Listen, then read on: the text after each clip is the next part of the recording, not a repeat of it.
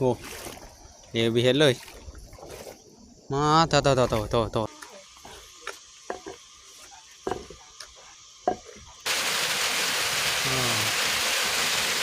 ไข่แห้งโคตรน้อยใช่ป่ะโน้ยกโบหู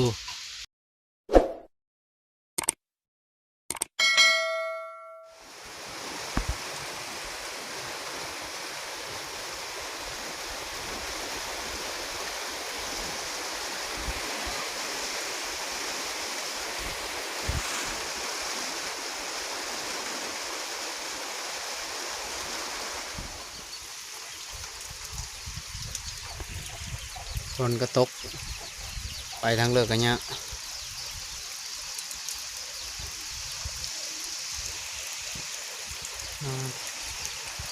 น้ำนี่จนโทมมาเลยพี่น้องเอ้ยตอนนี้ค่อยก็ได้เอามาห้องหน้าเลยพี่น้องเอ้ยเอามาหน้าเลยมื้อนี้ฝนตกพอแต่เสมอไปนะมันตกมีแห้งแล้วค่อยเอามาเบิ่งหน้าก็ถ่ายแล้วได้ถ่ายแล้วเลยหวานนี่นะถ่ายแล้วกันไม่ได้ถ่ายคลิปลงเขาเบิ่งช้ำพี่น้องเอ้ยเพราะว่าการนะเยอะมันแล้วไวๆพระเจ้ากับเมยเนี่ยส่วนทางนี้ก็โอเค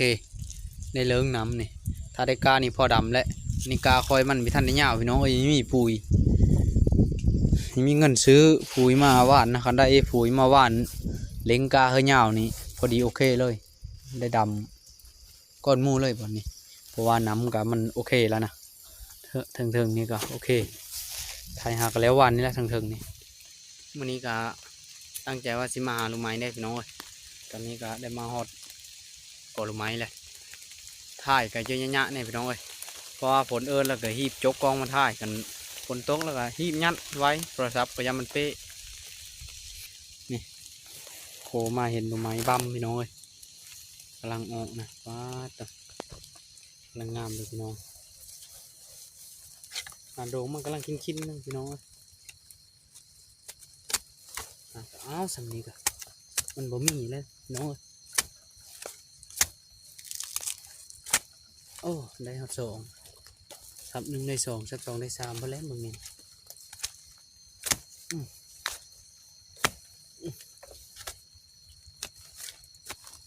นี่โด่งใหญ่เติบได้โอ้พอเลยพี่น้องโด่งใหญ่อีนี่กะมีเตอร์นี่โอ้โอกาสทองมีไว้ให้คว้า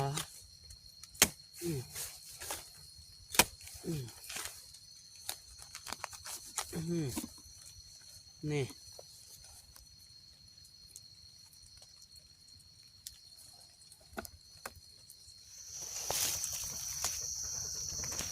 ดวงนี้น่าจะใหญ่เติบเลยพี่น้องเลยมันอยู่กองกอเลยดิบนเอามาสับเอาเลยโอ้โหนี่มาคุ้มอยู่ได้ดวงมาเริ่มเลยยังอยู่บ่เดี๋ยวหาโขมืออีกคนพี่น้องสภาพพี่น้องก็เอามาตะกอลงไม้พ่อก่อนนี้ก็ถือว่าได้หลายชมโพดอยู่เลยนี่เหมาะนะน้องเลยเป็นเหมาะเป็นลายโดงเต็มได้โอ้ก่อนอีกไปหาทางผู้อีกไปนี่ยุ่งก็ยุ่งฝนก็น้อยตกน้อยเช้าเลยฉกโทรศัพท์ออกมากะคัดเป็นบางบทบางตอนนี่แหละพี่น้องโทษน้ำได้เพราะว่ามันมีแต่การนำคือกองโกลโปรนี่ก็มีหลายคนอยู่เนาะตำนี้ว่าถ่ายสั้นโพดวินโหเบิ่งก็ขอโทษน้ำหลายๆเพราะว่ามันมีการสั้นเบลอกองพี่น้องเลยว่าเวลาเขาย่างกะขอย่างางที่ชุดเลยพี่น้องเลยเวลาเขาย่างถ่ายกะเวลาขันซึ่งถ่ายในเนี่ยใครแน่มันมีตีงมาหอดแทงเลยพี่น้องน้ำก็เพิ่มขึ้นอยู่ได้นะกำลังไหลมาอยู่ขี้ง้ออยู่ตัวคันหน้าไม้นี่ขาดนี่เดี๋ยวค่อยสิไปไกวแถวนั้นพี่น้องเอาเสียบโจกลงไปไกวก่อนยันมันห่านนะ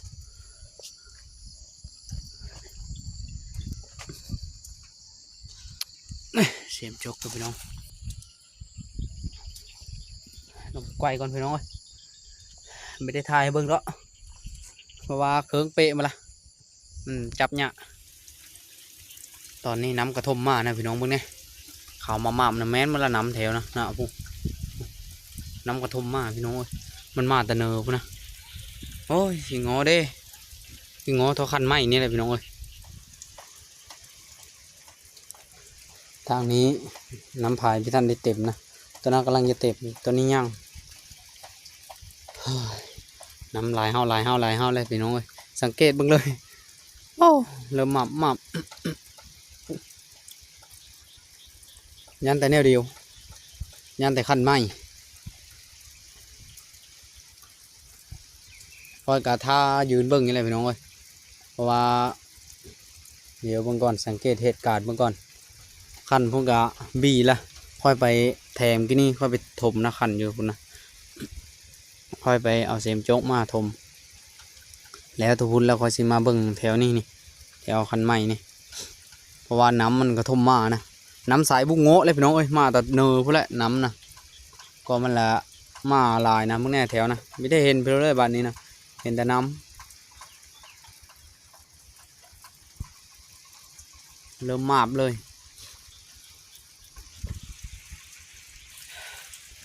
จากน้อยจังซิเมอร์นะเบิ่งสังเกตเบิ่งก่อนน้ำที่ต้มทั้งหมดเลยอยู่แถวข้างนะโอ้แค่นี้แต่ค่อยไทยหุดแล้วพี่น้องเอ้ยมันไทยหุดไปแล้วเชอะกระบี่เห็น ถ้าเบิ่งปลาบีนขึ้นพร้อม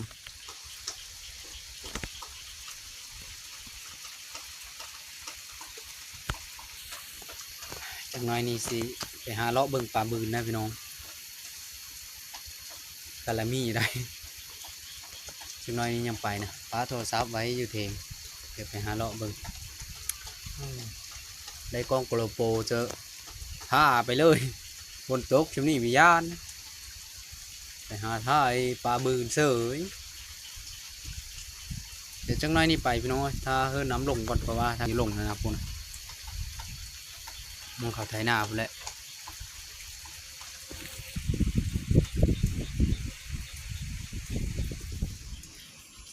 หาดอันนี้โลดพี่น้องเอ้ยหาดแล้ว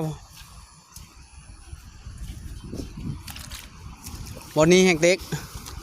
โกนเท่าลึกนะว้าตัวนี่เป็นทางเลยนี่เดี๋ยวมันถ้ามันเต็มอันนี้แล้วมันจะมีเจิดลงนะอันนี้พายตัวนี้มันมีเต็มมันเลยเจิดมองนี้ก็หาดละพี่น้องนะมองนะน้ำมาลายพวกละทะเนอพูนะนี่โอ้โหเบิดเท่านี้รถบาทนี่พี่น้องเอ้ยไหลลงนี้เบิดขี้ดินบาทนี่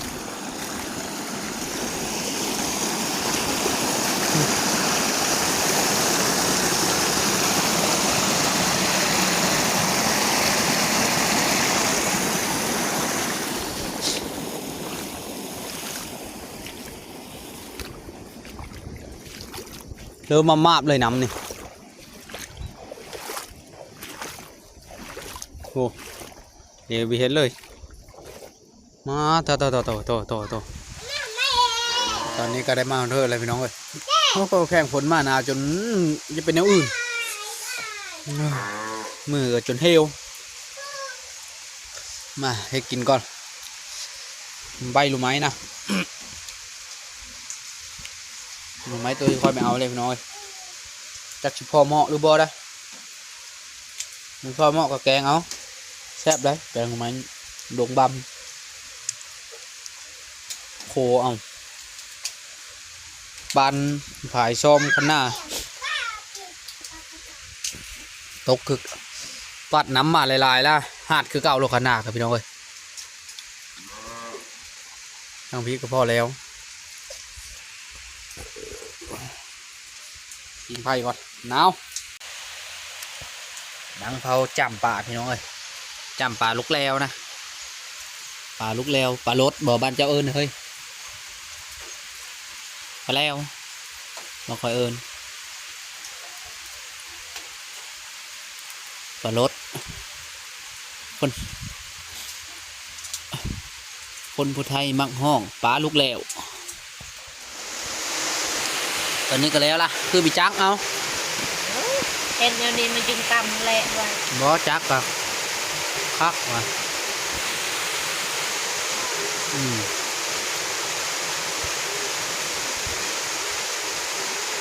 ต้มมันจืดไว้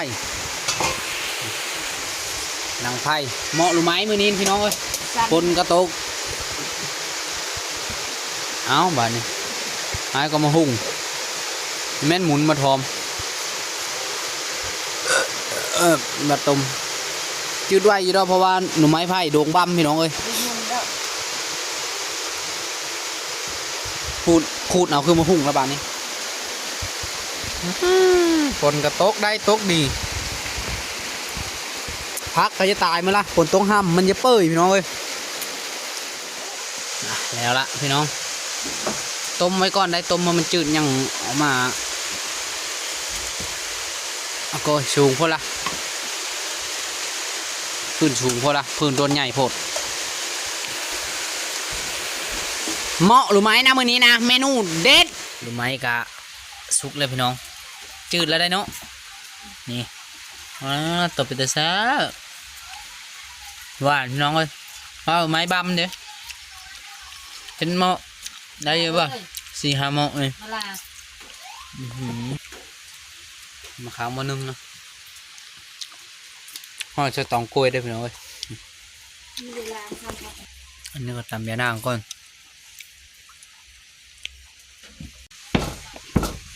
ตำกระเบือเสือยานางแล้วเลยเหมาะสลูเนี่ยเหมาะหรือไม้เสือพักค้าได้เหมือนนี้กันคือเก่าอะไรพี่น้องเลย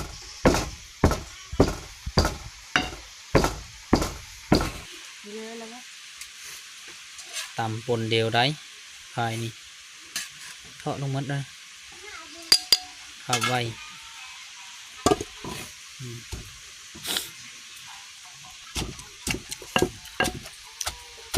เสียดายมีมาคิดดิฟเจอพี่น้อง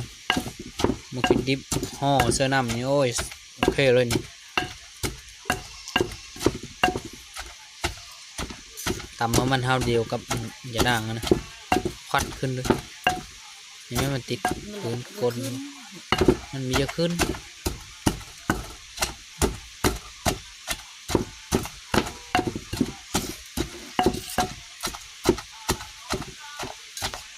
เสื้อน้ำไปได้พอละมั้งเมนูพอละนี่กันไปได้เฮ็ดเองนะ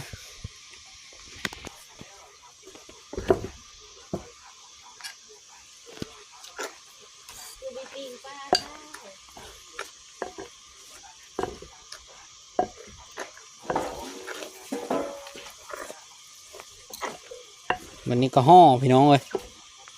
เสียบขาพี่น้องมาดิ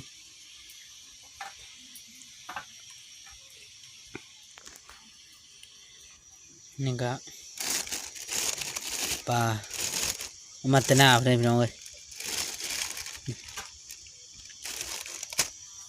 ปลาปุ๊กเนี่ยแล้วก็ส่วนลายมีแต่ปลากระเดิดนะจะในว่าสปริงปลาเข่งก็มีปลากระเดิดมาโขปลาก่อนพี่น้องมาดิโขปลาปิงนะปิงเนี่ยอ๋อไว้เนี่ยอันนี้ปลากาทรงนี้ปลาขึ้นพี่น้องเอ้ยฝนตกปลาขึ้นปิงเอาเนี่ยจะปิงนึงนะกินกับเหมาะหรือไม่มันนี่ก็มาห่อเลยพี่น้องเอ้ยห่อได้ละห่อนึงนะห่อนึงนะเซอร์ผักอีเลิศผักกำพูบางคอยนี่ตักมาเซอร์ห่อในนี้แหละบางคอยเอิญเหมาะหรือไม้เอ็ดห่อใหญ่ๆแต่ห่อหนึ่งก็อิ่มห่อน้อยก็2-3ห่อพอแล้วอย่างอิ่ม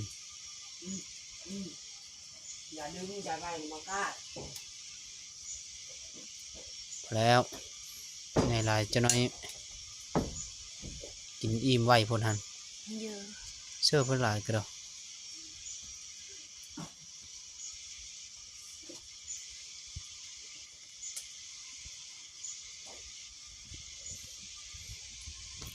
เอาเอากินแล้วพี่น้องห่อเดี๋ยวแล้วกันข้าวบ้านมันสุกบ่นี่นี่กะปิ้งมาปรุงบ่นี่พี่น้องนี่เสิร์ฟเกลือเป็นโน่โหกระเทียมมันจังหอม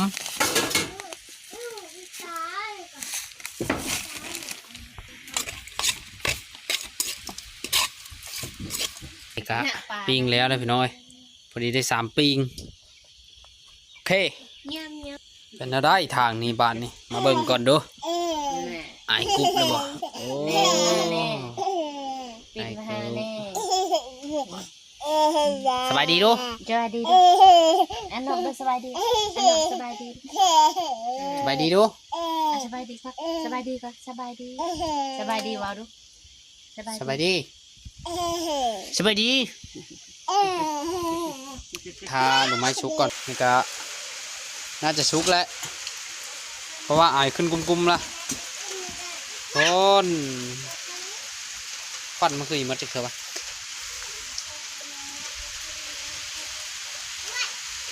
ปกลงมาไหม ซุปแล้วเหรอ ชุกแล้วเท่าเลย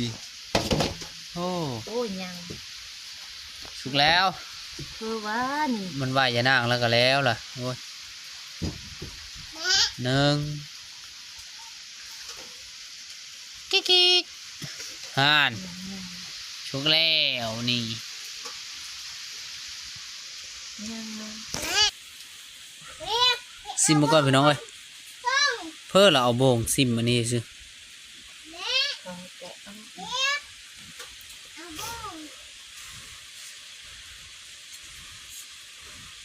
นี่พี่น้องเอาให้ทวนเลยไปยังตักแล้วเป่าก่อนกิน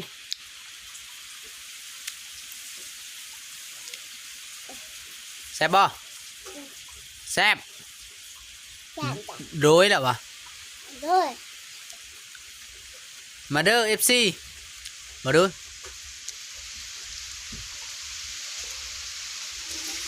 มาเด้อพ่อแม่พี่น้องมาดูใช่ป่ะโน้ยกโบหูไม่ธรรมดายกอีดุยสุดยอด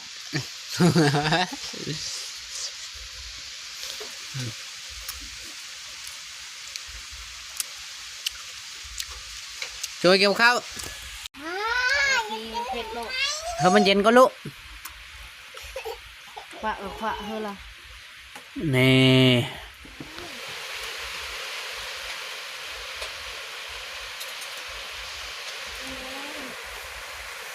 ปิ้งได้เท่าละปิ้ง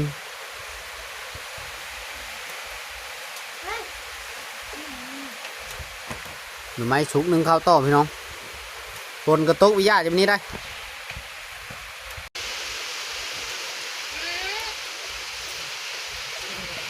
โอ้จำกว่าเฮาจำเป๊ะ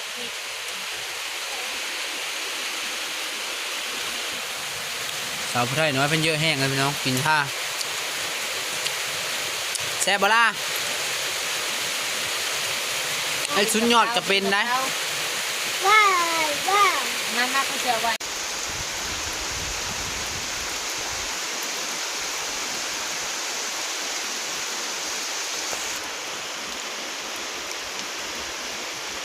ยังมีล้มเลิกอยู่ได้ผลกับพี่น้องเอ้ยยังตกจากมาอยู่ได้เอาแล้วนะเดี๋ยวนี้นะอุ้งอ้างเลยแล้วนะเพิ่นนะเฮ็ดผลึกไปได้แล้วนะคนเฮานี่อ้อหากินก็อ้อไม่ได้มีแต่ไปหาตึกป่าเท่านั้น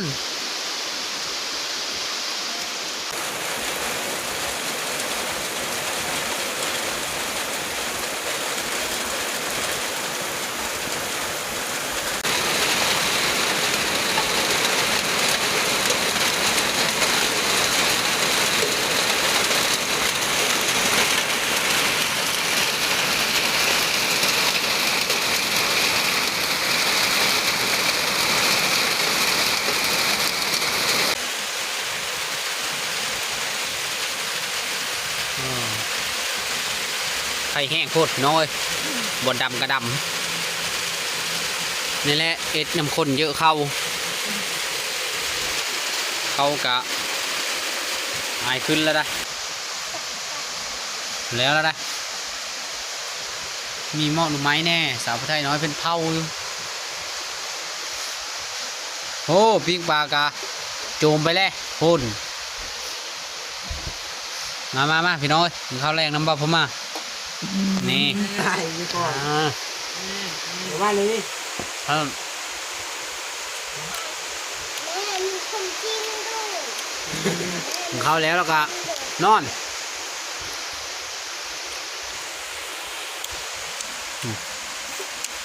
มันมีข้อมูล แม่มีกินด้วยนะ ปลาไม่ไข่ได้ยำนี่ปลาตัวอื้อหือ ใช่ นี่แม่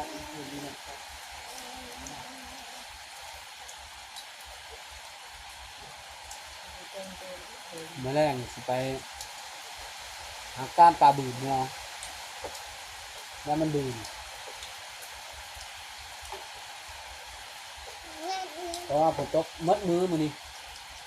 น้ำกระลายปลาบืนและแมลง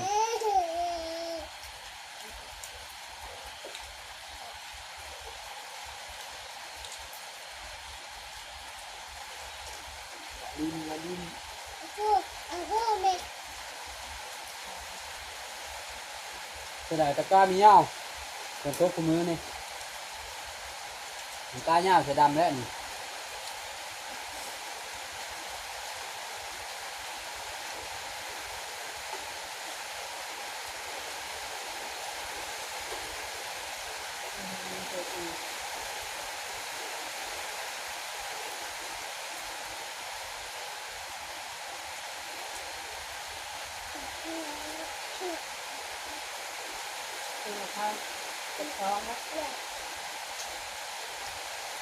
ก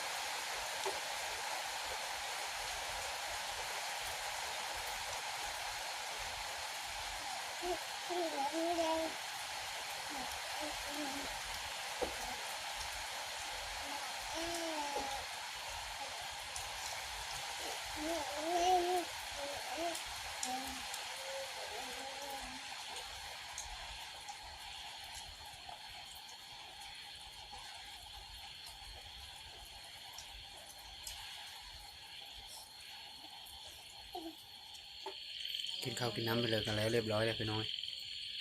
อะไรคลิปนี้ก็จะได้